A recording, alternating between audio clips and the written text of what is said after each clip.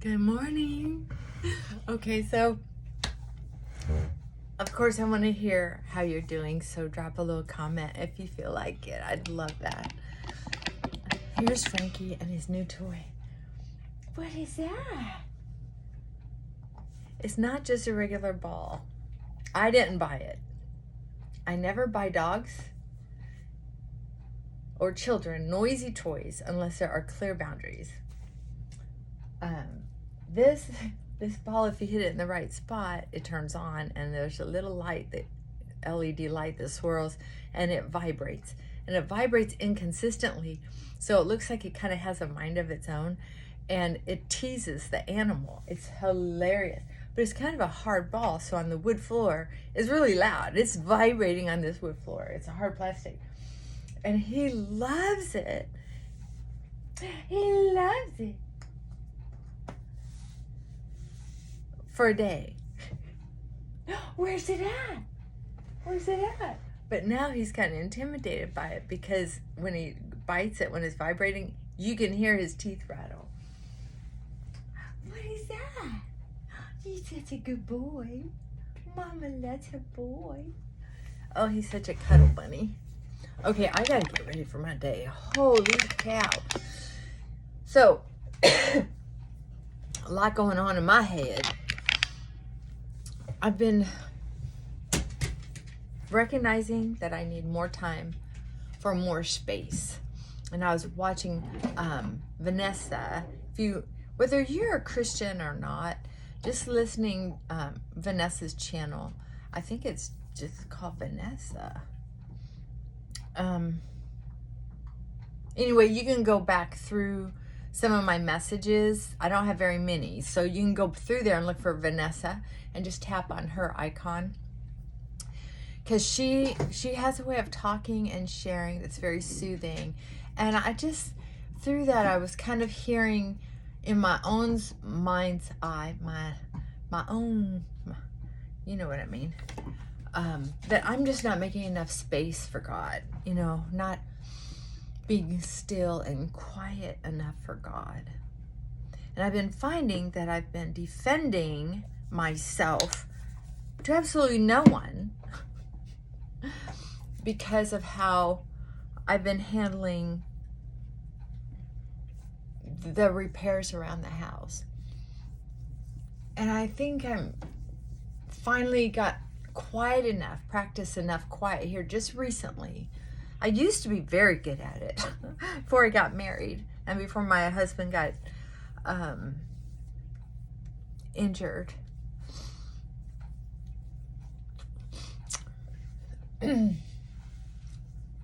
But I've had a lot of voices, a lot of talking, going back and forth with myself this last years now. So to be able to stop, especially with all this technology, I can either unwind through prayer and some stillness, quietness. Some people call it meditation. Or I can do video games and play solitaire until I fall asleep.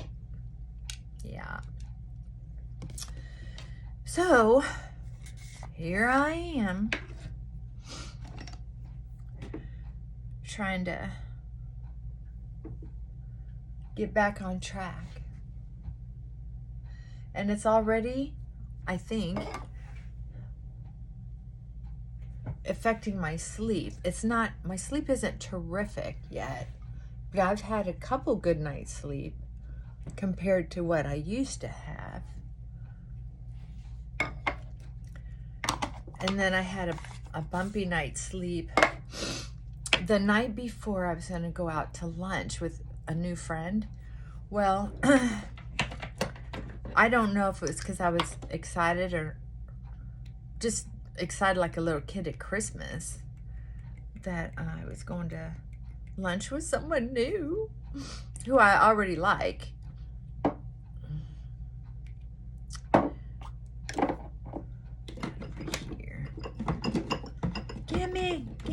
Gimme. My little my little makeup drawer's a little crowded. Okay, whoops. So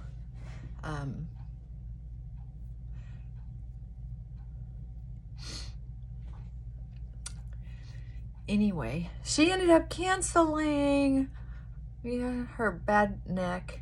And then I have another surgery with my husband. So we had to postpone a couple weeks because I don't know what all it's going to take to get him through this little hump. But at least he's getting taken care of, and that's what's important to me. I'd much rather help and take care of someone who's helping themselves than help and take care of someone who's just being a jerk and not doing anything about it. That's sort of my thing. That's sort of kind of where I finally put down my... He's trying to figure that ball out. Look. Good boy. He knew I was talking about him. My puppy. Oh, he's been outside. It's so muddy out. It's been raining, which brings me... so she and I did set up a lunch date for later this month. And she goes, let's put this one in concrete. I'm like, okay. We got a deal. I like her sense of humor. You know, when you meet somebody who has a little bit of a sense of humor that's so similar to yours, like hers is a little edgy and a little ornery. And I love that. It's what I grew up with. And you wouldn't want to do that just in front of anybody because, especially at our age, they think we were crude and immature. But to tell you the truth, I've always been a little crude and a little immature. I don't know if it's because of a lot of the people that I grew up with that were crude and immature.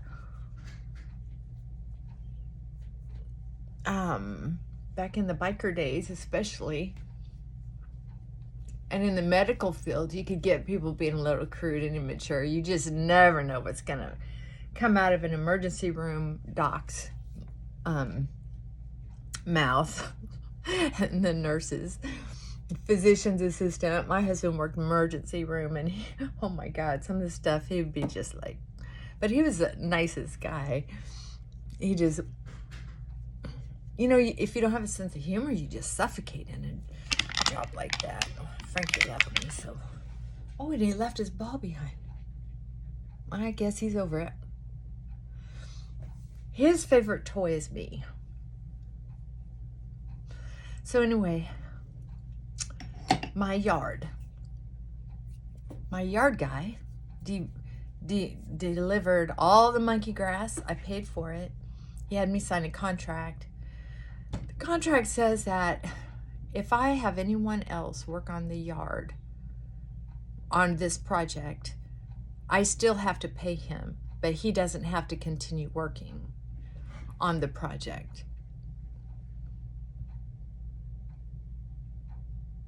There's no end date on the contract, which I did not even think to look for because he seemed like such a hard worker and he has such a good website. Thank goodness I can see myself. Might be the wrong bra to wear today, which I'll get to. But I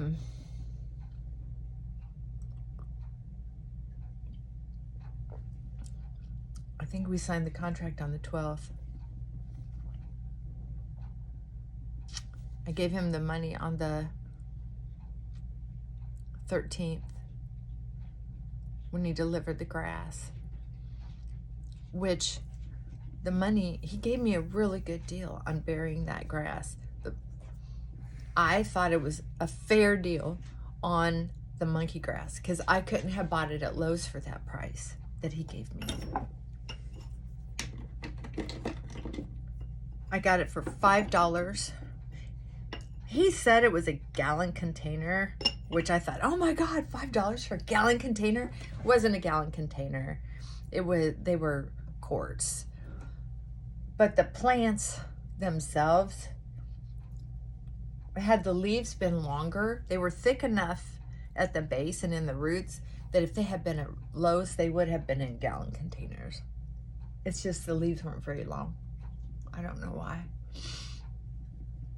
Maybe because they were I don't know. He said they were young plants, but they were so balled up and root bound and ready to go.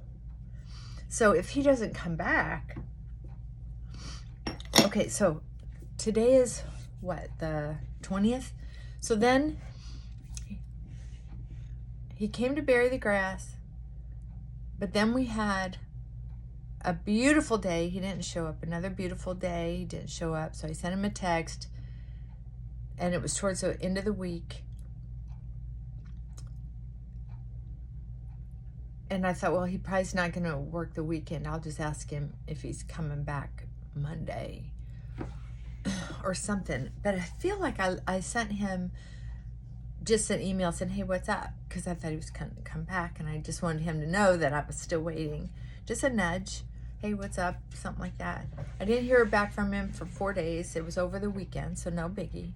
Then I get a text message this last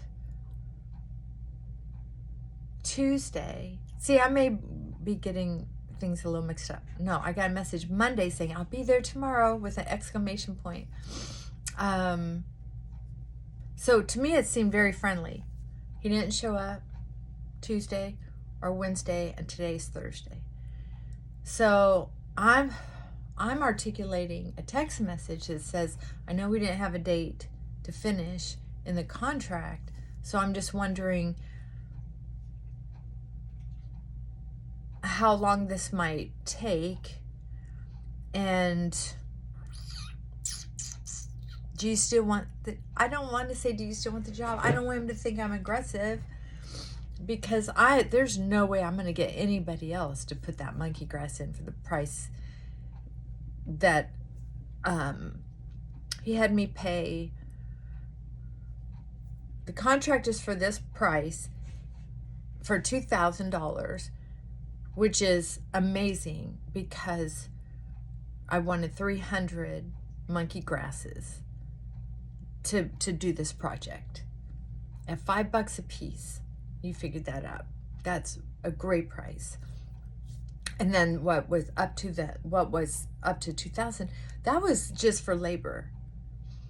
Well, I think the first day he came in, you know, I've told you how hard I've worked on this yard, and how many fails I've had because it's in hard clay. The reason I chose monkey grass is because it's basically here, it's a weed, beautiful weed as far as I'm concerned. Oh shoot, I gotta get moving. It's a beautiful weed. And so I told him that ground is hard, that ground is hard. He's like, I got it. Well, my husband went out and saw him working with some piece of equipment on the ground. He was going to, I guess, start putting some monkey grass in, and I don't know what my husband said to him because I wasn't there, but he told me, he said something like, that is going to beat you to death. This is if you're going to use that machine, it's a 2-man job. It's one of those big, like, jackhammer kind of things. And he says, oh, I'll get it. Well, next thing you know, he's gone and hasn't been back. I sent him an email over a week ago, or, well, was it a week ago? Almost a week ago, and he hasn't replied to that at all. It was just simply asking him, what's the best way to get a hold of you, email or text message? Well, I guess that answered my question. So, there you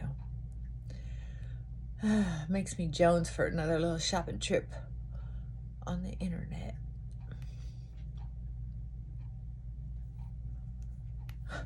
Internet shopping. Good therapy. So, anyway, there I am.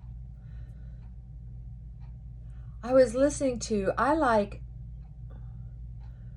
Stoicism because it's very direct, very clear, very easy to understand, and to me it's very spiritual. Because if I do everything, like, if I follow Marcus Aurelius, he was on the earth a lot longer than Jesus, so he had a lot more to say. So I can follow Marcus Aurelius' outline, and it corresponds with how I want to live. And I'm such a strong-willed person that sometimes I don't know me own strength. And I'm talking about the mouth. I don't realize sometimes how I come across. Well, I hardly ever, because I'm just open mouth, insert foot kind of gal. I know, it's a shame.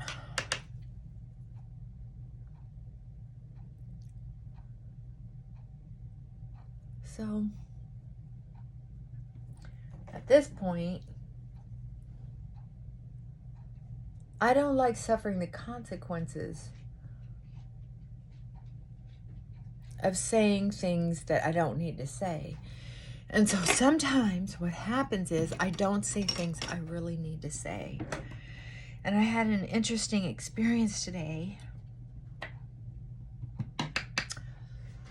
I have some friends who grew up,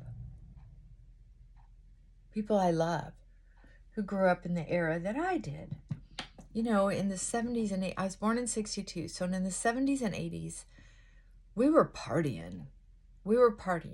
Like, I was more of a delayed flower child. I was kind of a hippie type. And my best friend, Cindy, is a hippie type. And then our other friends were kind of on the edge of hippie, but also normal-ish. But we all drank a lot. Look, I'm on my cell phone. If I get cut off, I'll make another video. But anyway, I wanted to tell you that. So because I didn't have family growing up, everybody has their thing, right? I drank a lot because I had a lot of self-pity. And when people say, evidenced by what? That you didn't have a family. Obviously, you were born to somebody. And then I start telling them some of my experiences. Well, they're like, oh, fuck. Okay, I get it.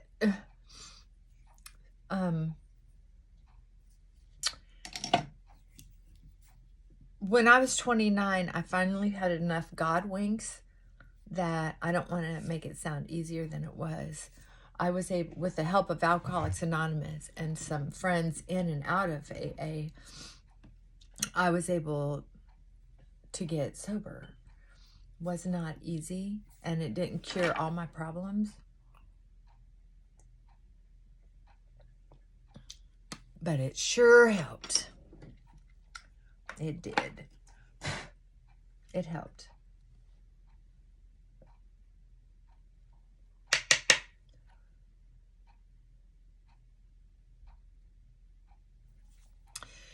So anyway, this dear friend of mine, the other one that was like a hippie with me.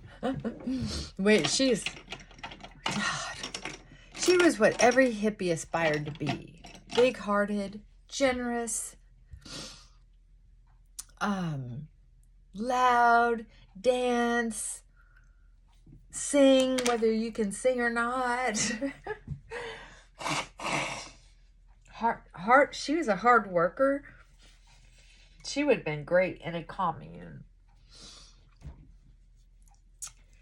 Well, we didn't see each other for a long time. We lost track, and it's funny because we had the same story.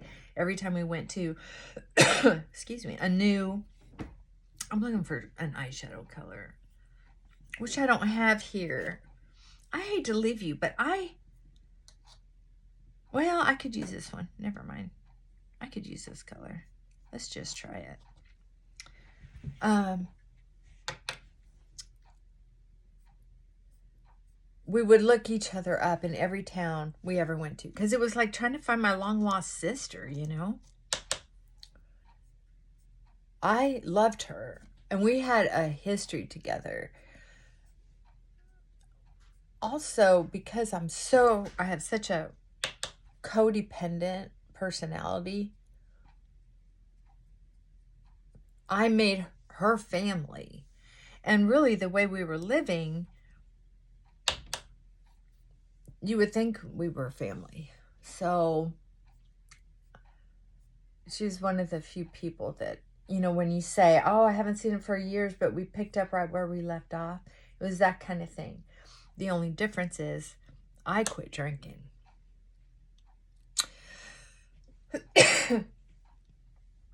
And she did not.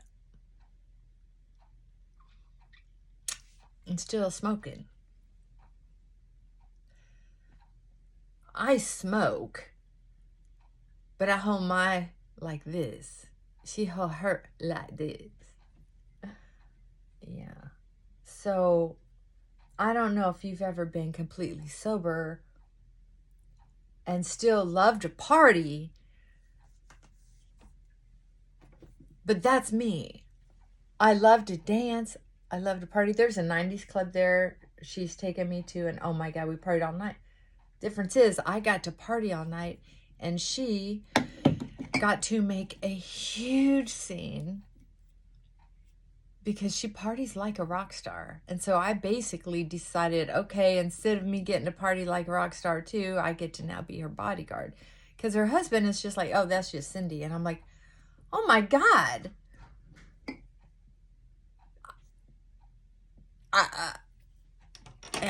And he was right. It just, she parties like that.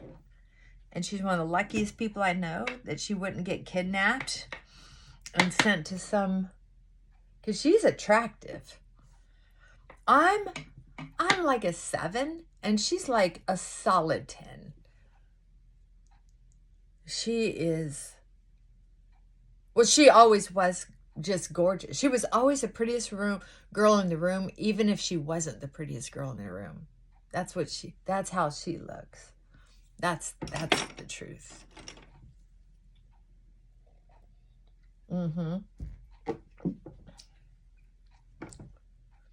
Personality, looks, shape. She's a package. So I had to do something with my hair. So I told her about an experience I had. I said, I don't know what show I was watching, but a couple ladies were sitting drinking, and they looked all cozy. They were enjoying a couture, an hors d'oeuvre tray. And someone brought the wine, and they cracked it open. And it's been over 30 years since I got sober. But for a moment, I actually thought, oh my God, that's so cozy. I forgot that you could, just for a split second, forgot that you can have that kind of environment and experience just with non-alcohol beverage. It just for a moment, I thought, wow, that looks like such a nice experience. And then I went out to lunch with the ladies, last month. And everybody had an alcoholic drink, I think, but me. No biggie, nobody said anything.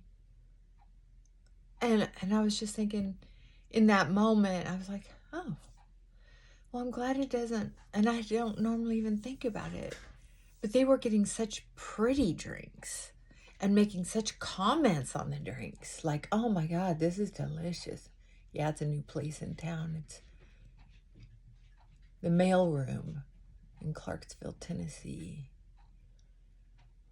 A very, very new hot spot. Well, I don't know how long it's been around. It's the first time I went, but it is newer. Very well done. Very in a historical building, so the atmospheres were great. The food was amazing for a small community like this, in my opinion. So here we go. I'm going to try this lipstick one more time, and that's it. I have quite a collection of one lippies that I've tried them on my lips once or twice. I call them one lips.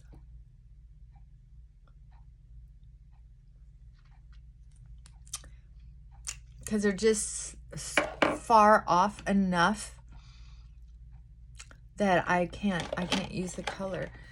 And they're bright enough that I had a client say on camera yesterday, "Oh, sexy lips," because they came across on the camera so bright.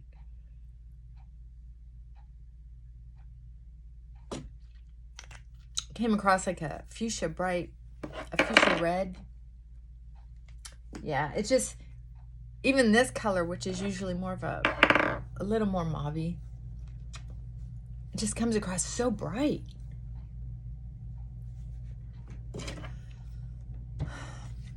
Well, I was hoping I could get one of these 24-hour lipsticks to work for me. Just because, wow, they really do a nice lip line.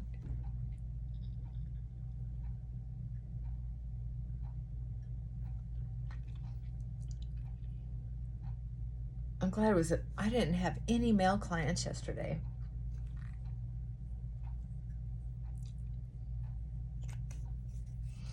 So, yeah, I don't know if, see, that's just so bright. Oh, well, what are you gonna do? So that's two more that are going into the one lippy jar. I hate wasting stuff, but I can't continue using them if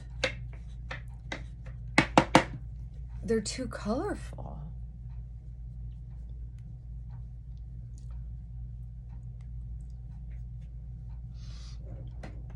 I'm gonna dumb it down with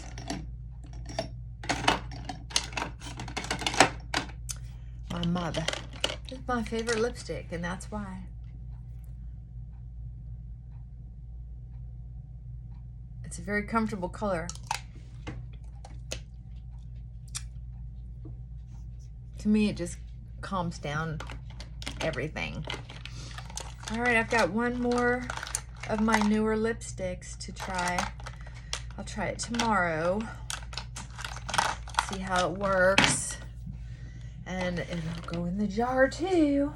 And who wants you to get, like, if someone said, "Hey, here's a jar full of lipsticks that I've tried and don't like, do you want them?" I'd say, yeah, because I know a little bit about disease transmission and what to look for, and I don't know anybody who's got something for me to be afraid of.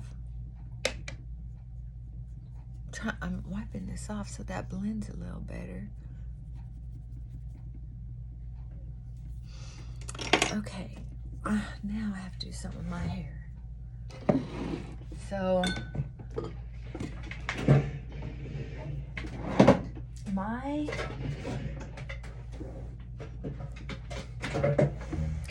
straightened it. Yeah, I need to bring my tray in here. That's what I need to do. But I'll do it. I'll try to remember to do it later. Okay, so I have, what's it look like back there? I don't even know what it looks like without the headband. Okay, the front is not terrible. I can live with the front. It's just that where we're sitting in the restaurant, I'm gonna get there later than everyone else because I have some work to do. But that means my back will be sitting to everybody. So I need to, what in the heck? Oh, my cord is all tangled up. Excuse me. I have a cute little metal box that I put all the cords in so they're not all over the floor. And they got a little tangled up last time I swept the floor. Okay, so Front is going to be okay. It's just this hole in the back of my head. I'm going to have to do something with. And how do I know the hole is there? Because it's so big I can feel it with my hand. That's why. So I'm just going to try to make it not quite so flat back there. And I'm going to do that by rolling it forward. So I'm going to take a little section here. I don't know if you can see me. I'm going to take a, like, I can feel it. This is good enough. I'm going to take this section.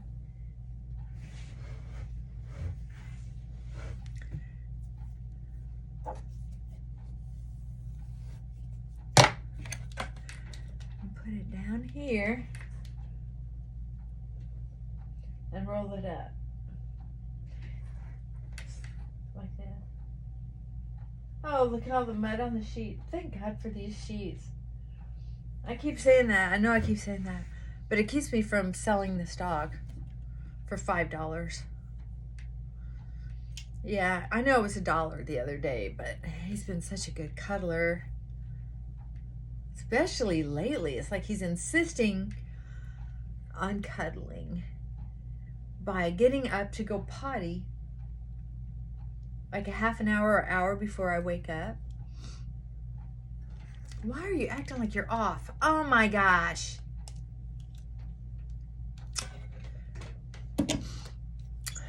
Well, I'm just gonna hold this and this. Okay, so anyway, I was talking to my friend that still drinks, and I miss her. I miss her a lot. And then there were all these, and I was gonna fly down and see her with or without any care for work or marriage, because I was finally just missing her so bad. But then there was the these people riding in front of the airports, shutting down traffic, and I'm not gonna deal with all that drama. And there, you know, and that was after the whole COVID thing of not wanting to fly because people were acting ridiculous on airplanes. And then there was the lots of sports games going on here in the neighboring town, which means the funnel highway that goes from here to Nashville, people just, like, if there's an accident there, and here's all these people from out of town traveling on this highway that is fairly dangerous, because if there's a small fender bender,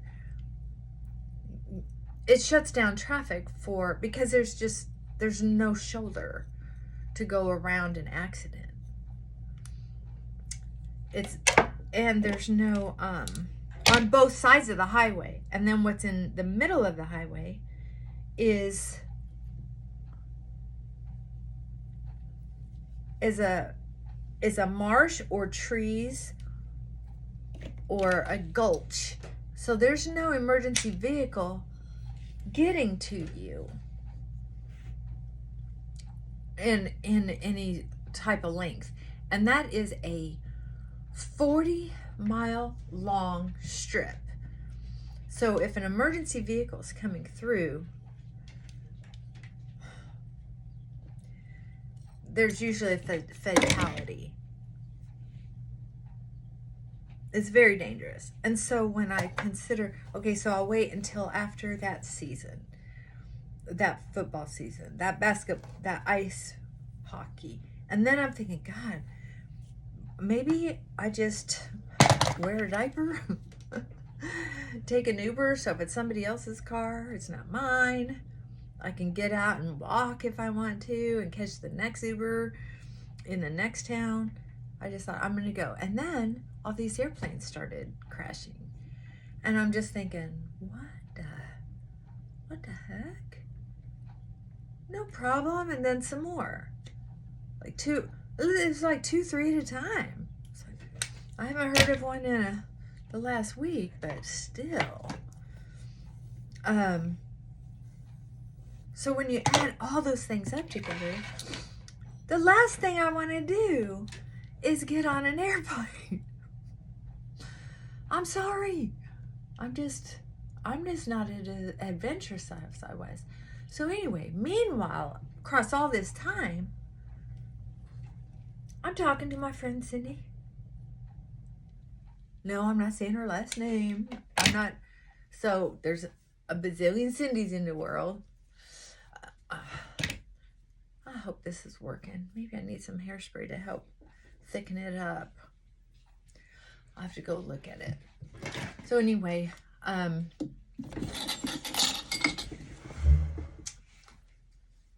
let's see. So anyway, we got to talking about the whole drinking thing. Oh, this isn't even a regular mirror. Meow. Neither's that. All right, I'll have to look at it.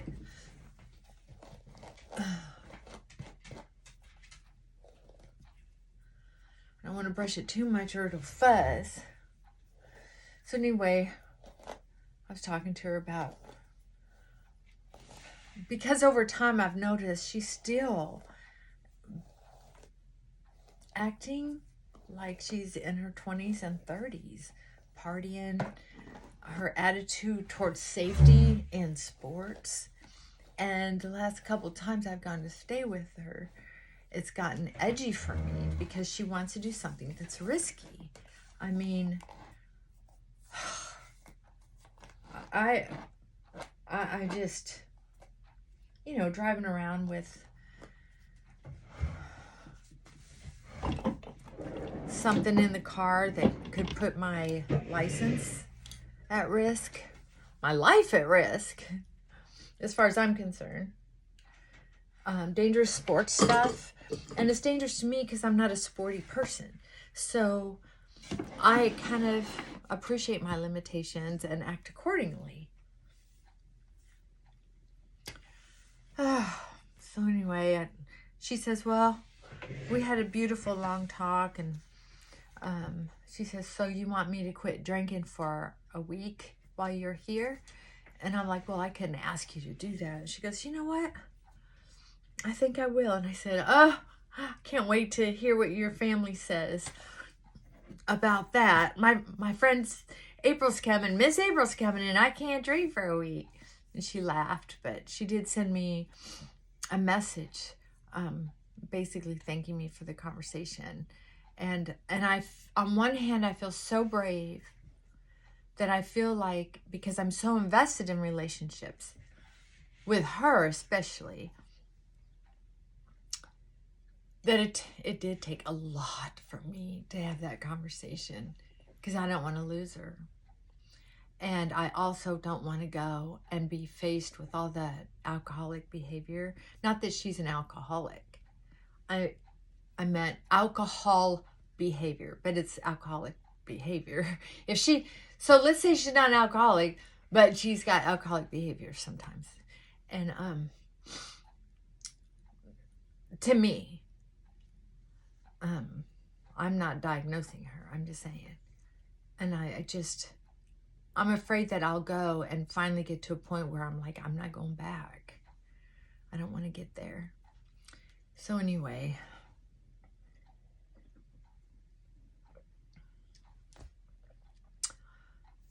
I'm excited about that. But we have one more surgery to do, hopefully just one. And